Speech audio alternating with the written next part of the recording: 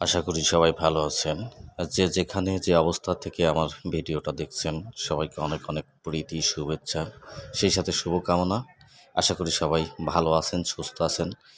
ভালো থাকুন, সুস্থ থাকুন, এটাই হচ্ছে সর্বদা সর্ব অবস্থায় চাওয়া। তো দেখুন আমার টিভিটা হাফ স্ক্রিন আসছে, যমুনা টিভি।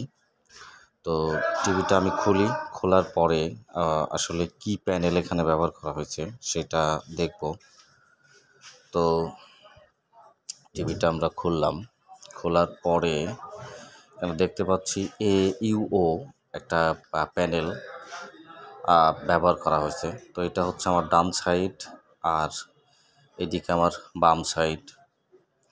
তো প্রথমত আমি যেটা করব সেটা হচ্ছে ভোল্টেজ তো সব ঠিক আছে। দেখুন এইখানে এটা হচ্ছে VGL পয়েন্ট, তারপরে হচ্ছে ODD, তারপরে ইভেন।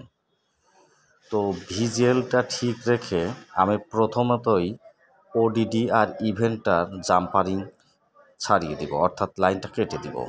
দেখুন আমি কিন্তু লাইন কেটে দিয়েছি।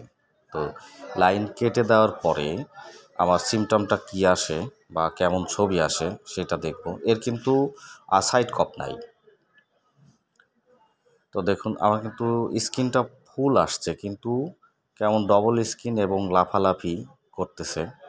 তো এইটার জন্য আমি যেটা করব সেটা হচ্ছে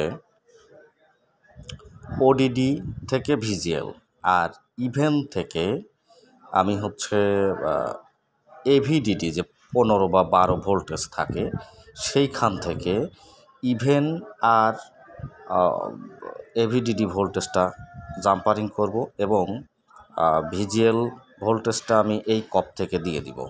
তো দেওয়ার পরে আমি দেখব যে আসলে আমার ছবিটা ক্লিয়ার আসে কি না। তো দেখতে পাচ্ছেন আমি দুইটা জাম্পারিং করার পরে আমার ছবি একদম ক্লিয়ার, পর্দাটাও ক্লিয়ার। তো এটাই ছিল আসলে আজকের ভিডিও।